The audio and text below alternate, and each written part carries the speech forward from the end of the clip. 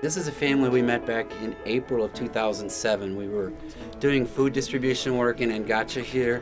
David and Shelley Meyer were with us, and as right in the middle of doing this food distribution, someone came up to us and said, look, we want to show you a set of triplets. And so we walked over to this fence line, and the mother, along with 3 babies that were 9 days old, and they were just skin and bones, and the mother couldn't feed them. She wasn't getting any milk. 2 elderly women who were neighbors were trying to breastfeed the children and weren't having any success, and it was obvious these kids weren't going to last very long. So we put them in the feeding program.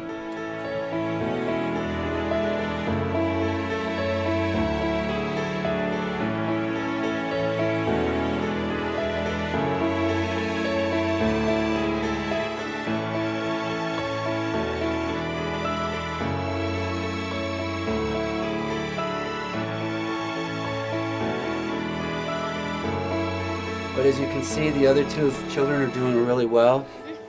We follow up on these guys all the time. They become like personal, like our families. Thanks. Thanks for keeping them alive.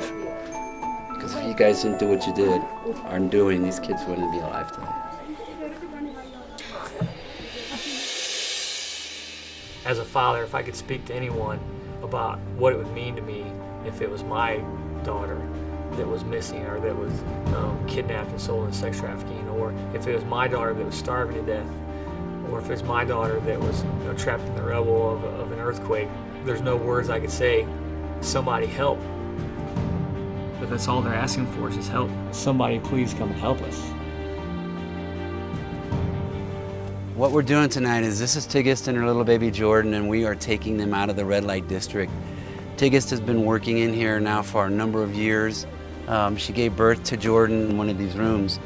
And tonight, because of your generosity, have a chance now to get out of here, out of this living absolute hell that they're in, a chance for a new life. At night, when she has a customer, the babies most often will be put underneath the bed while the customer's here.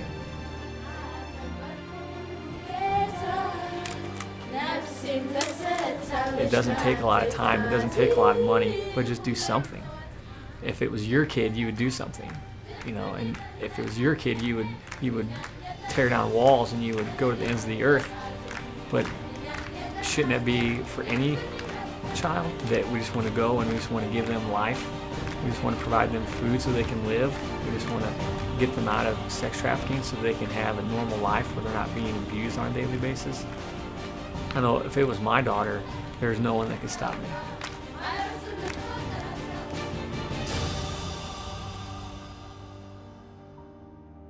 This is Lemlem. She's the little girl we had found. Her mom brought her in, and she was severely crippled because she had an accident on her foot, and it healed and it was very deformed. And one of the doctors at the clinic examined her and said, that she could be repaired surgically, but we were running out of time because once her bones grew to a certain point that they wouldn't be able to be fixed, and Lemlem would be a cripple. So she got her surgery back in January, and now she's walking with a brace, and probably by the end of this year, she'll be walking without any kind of brace or any corrective shoes or anything, just being able to run and be like a normal child. If it wasn't for the medical team being there, Lemlem would be crippled for the rest of her life. Just one of those great stories that happen when you come and when you give also, because it makes things like this possible. God did something, a miracle. Thanks.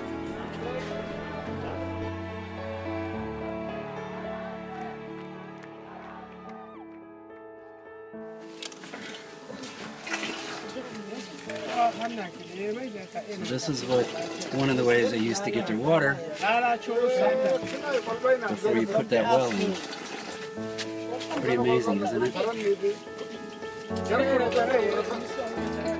It's our donors and our prayer partners. They're the ones that make it possible, They get all the credit for everything that happens. We just get the privilege of getting to do it.